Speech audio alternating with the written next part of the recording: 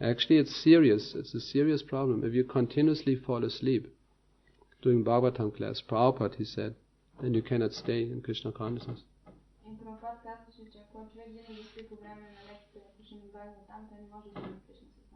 Yeah, one day we have to go. Because no taste, we cannot hear, there's no realization, no taste, nothing.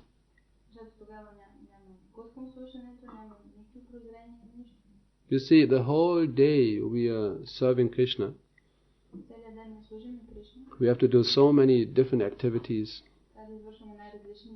We are being confronted with the outside world, Maya.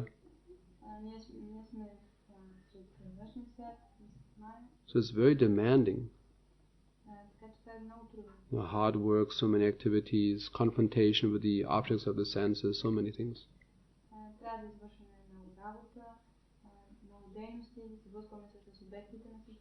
So the actual source of our spiritual strength to stay aloof Maya throughout the whole day are these this Bhagavatam class in the morning, Gita class in the evening, and chanting all rounds.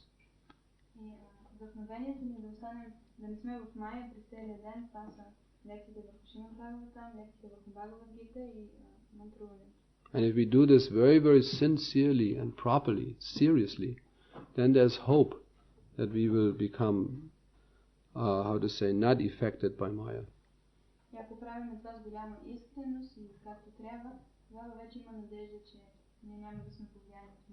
But if we do not chant our rounds properly, and when we fall asleep during Srimad Bhagavatam class, Gita class, then daily we will be injured by Maya. Every day, another cut, another cut, another cut.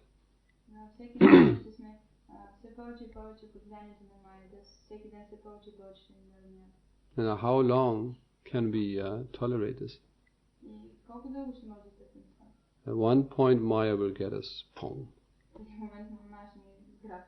So we have to be very, very careful, very cautious of this.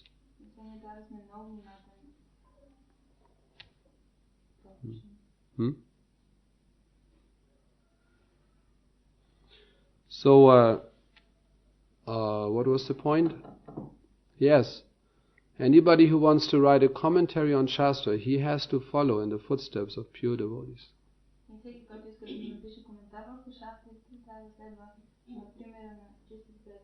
And there are many examples of this in the Srimad Bhagavatam, Chaitanya Chaitamrita. Just like in Chaitanya Lila, there was a big scholar, Vallabhacharya.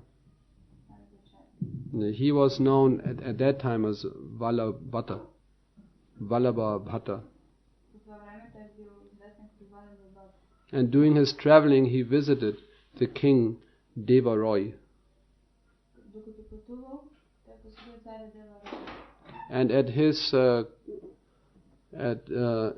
palace, at the Pandit's court, he was so learned that he established Krishna as the Supreme Personality of Godhead.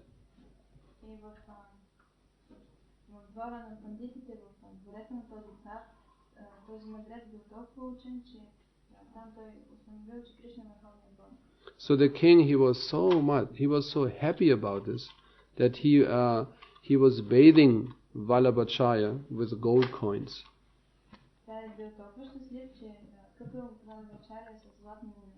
That's a very old tradition.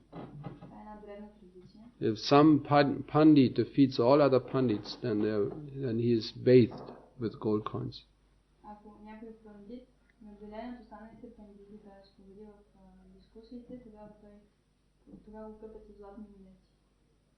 So that's what the king did with Vallabhacharya. Then Vallabhacharya, he was such a Pandit that he did not jump on these gold coins in order to enjoy them. He just distributed them freely to everybody who was present.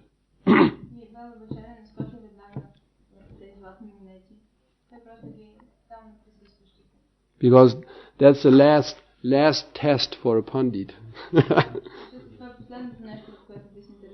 No, are you interested more in money or knowledge? So if the Pandit freaks out and jumps on the gold coins, then he is not very learned.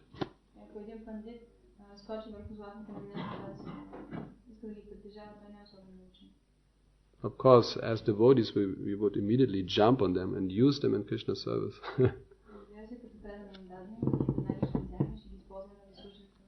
But at that time, this was not expected from a Pandit. So then, after this, he studied the Shastras from different Pandits. And then he preached himself also, the Shastras. Then he traveled to Allahabad, and he met Chaitanya Mahaprabhu, and he invited Chaitanya Mahaprabhu to visit him. And Chaitanya Mahaprabhu with Rupa Goswami Sanatan, he took a boat because his house was on the other side of the Jamuna river.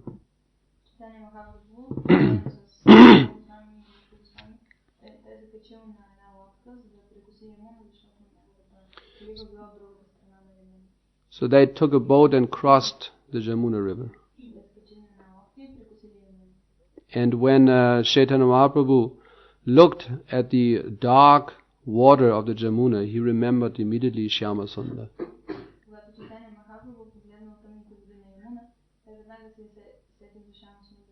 And he fell into the water over the boat, unconscious.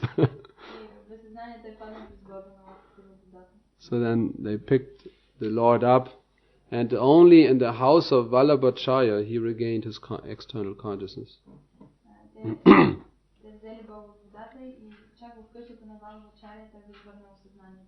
And he requested one very, very advanced devotee, Raghupati Upadoi, to chant one appropriate verse.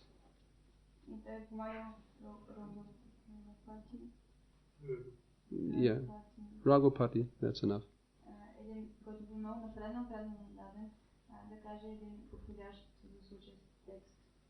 So he knew the inner feelings, inner mood of the Lord, and he picked one very nice verse.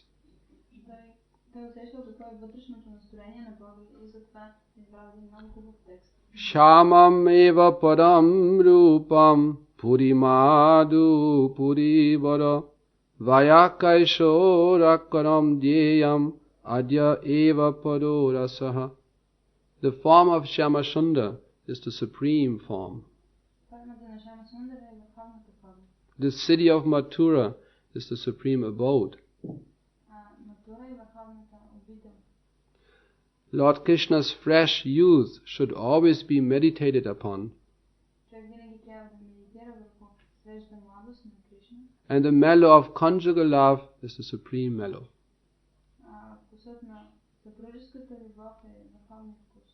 So again, Chaitanya Mahaprabhu lost consciousness. So Vallabhacharya, he was amazed about the ecstatic symptoms of the Lord.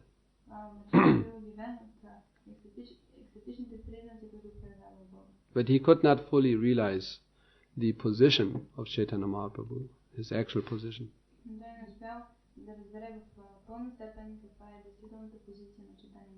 Then Vallabha, he met Chaitanya Mahaprabhu again in Jagannath Puri.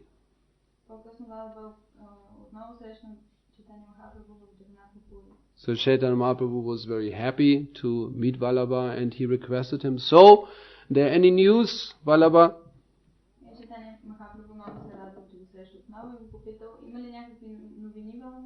He said, "Yes, I wrote a commentary to the Srimad Bhagavatam." And he said, because I do not care about Sridhar Swami's commentary. So Chaitanya Mahaprabhu, he became very grave. And he just passed one comment. One who does not care for Swami, he is a prostitute.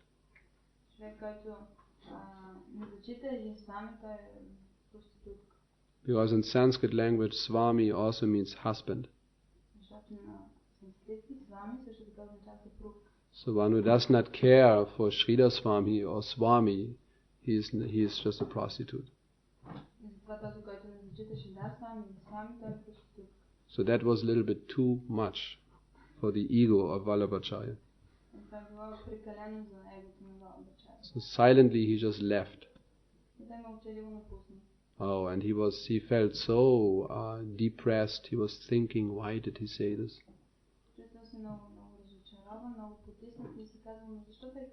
Sometimes he approached the associates of Chaitanya Mahaprabhu. Wouldn't you like to hear my commentary on the Srimad Bhagavatam? And they all, they didn't answer, just went away.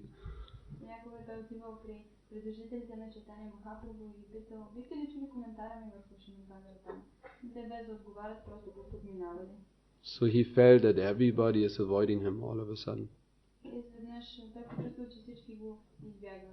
So anyway, then, by the mercy of Chaitanya Mahaprabhu, he visualized the true position of Chaitanya Mahaprabhu.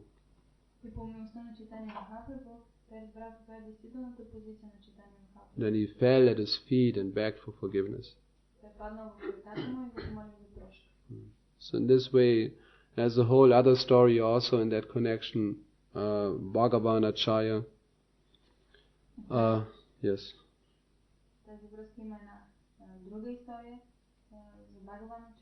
He also wrote some nice verses about Krishna, praising Krishna. But there were so many uparasas in these verses.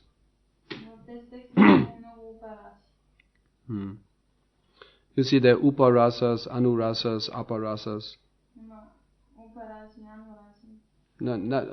Uparasas, these are secondary relationships with the Lord.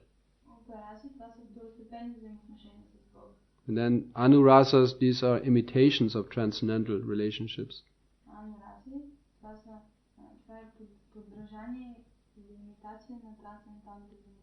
And aparasas are contradictory relationships.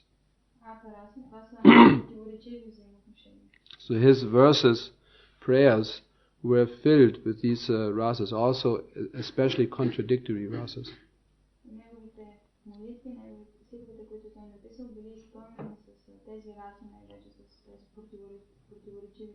So he wanted to read the verse to Chaitanya Mahaprabhu, these verses.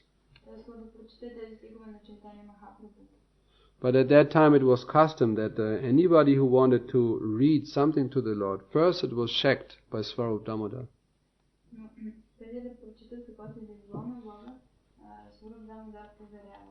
Swarup Damodar, he was very, very strict.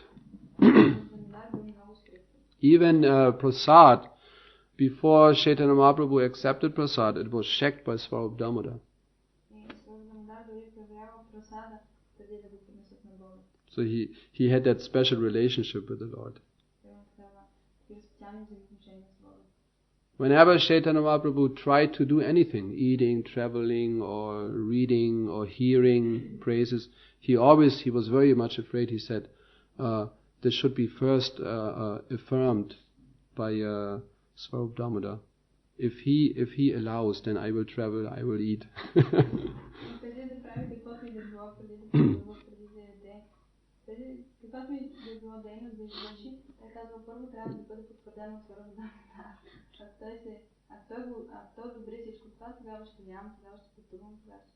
Just like once Nityananda Prabhu Chaitanya, they were walking at the bank of the Ganges River. It was at night, full moon.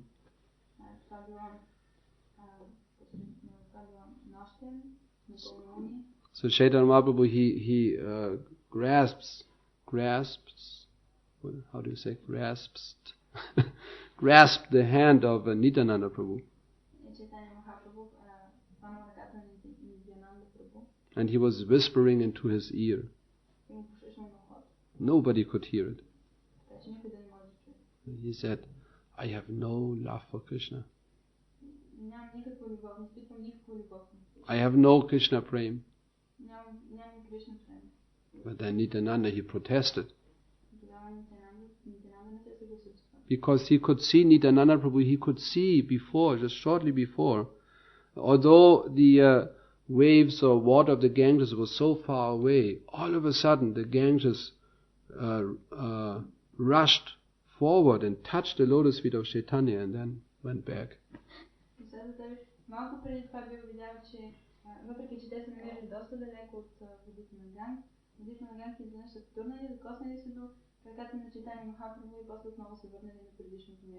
How can you say you have no Krishna prem? The water of the Ganges personally touched your lotus feet because you have filled, you are overflooding with Krishna prem.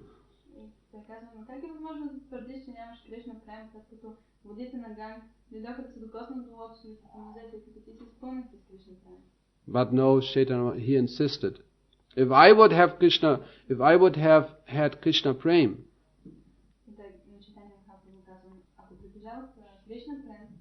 then I would have given up my body long ago. But the fact that I'm still existing, eating, doing that's the proof I have no love for Krishna.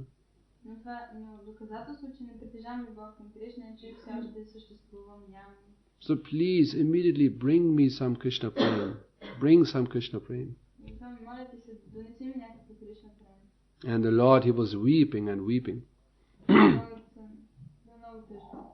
So Nityananda, he ran off immediately. Where's Krishna prem? So he went to one temple, and on his way to the temple, he met Swarup Damodar.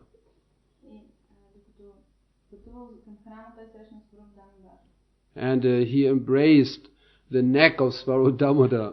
Please bring quickly some Krishna prem.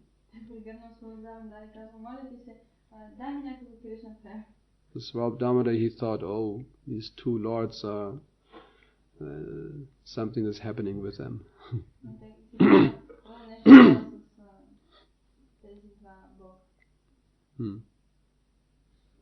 Yeah? Not really. Anyway. So then Swarup Damodar, he just went to the temple.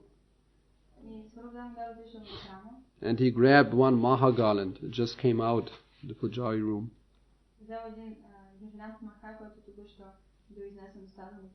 So before anybody could accept it, he just grabbed it and he ran out.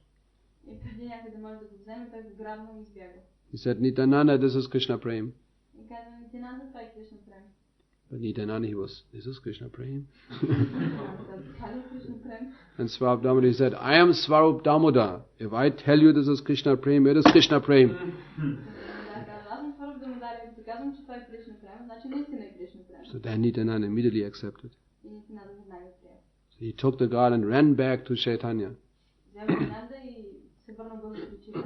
But he was sunk into the bank of the Ganges all the way up to his waist.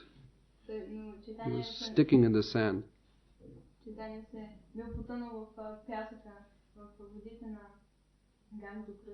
Because of shedding so much tears, it just drenched the ground. It gave away and he was sunk.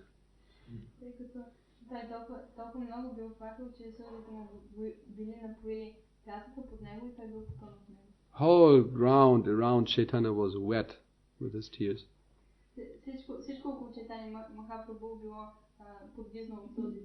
So he, without any hesitation, immediately placed, waiting longer, he placed the garland around his neck.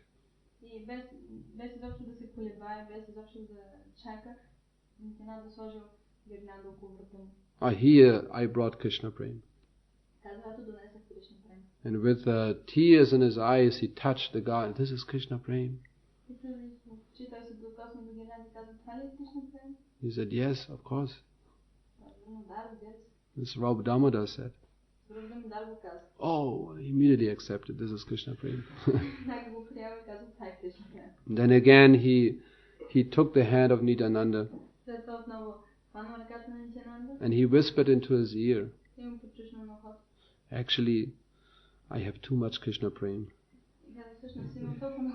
What? First you make me run, and you were crying desperate, you have no, and now you're saying you have too much?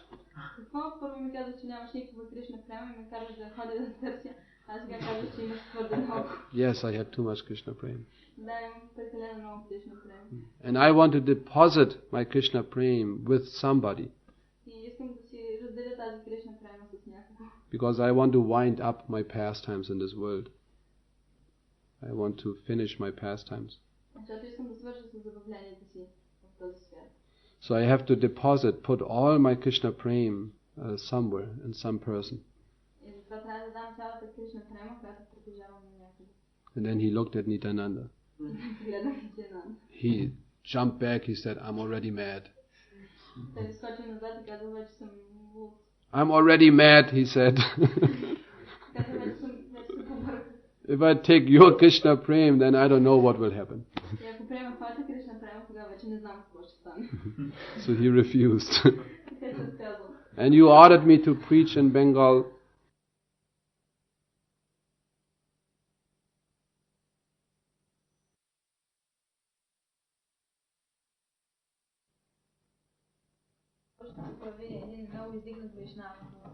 So your Krishna prema and my Krishna prema, both we will invest in him.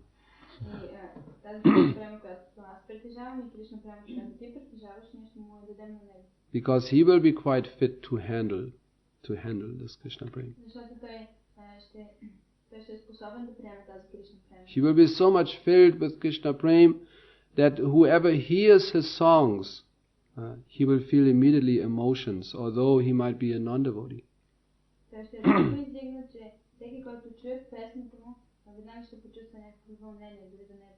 And this was Narottam Das Thakur. Whenever you sing some Vaishnav song, and you have this special feeling, then you can safely conclude it is written by Narottam Das Thakur.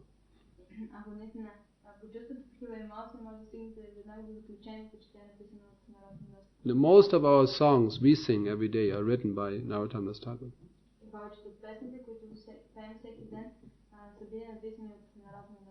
Of course, that does not mean that the other songs are not full of Krishna prema. But at least for our level of consciousness, we can perceive very, very much the spiritual rasa in these songs.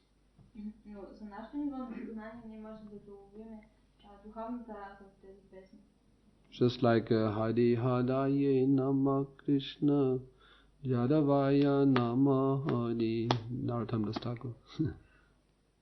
Or Siguru Jadana Padma, also Narottam Das Thakur. All these songs.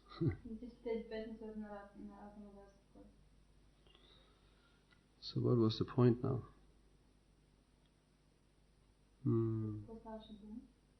Yeah, so he offered his he wanted to convince the Vaishnavas that he should be allowed to read his prayers of Lord Krishna, describing the beauty of Lord Krishna to Chaitanya Mahaprabhu.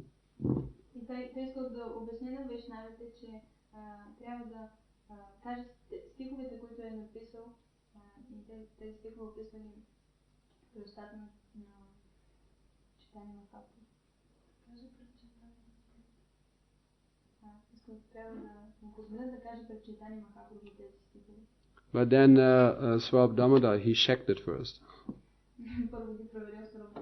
Yeah, not fit, we cannot offer. Oh, he was so offended. But then also he later on, he surrendered. When he heard the explanation of the upper, anu and upper rasas, these mistakes in his prayers,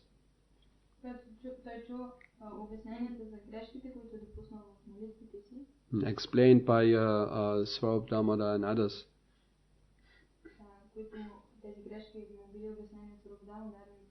And although he was very learned, he felt just like a black crow in the midst of white swans.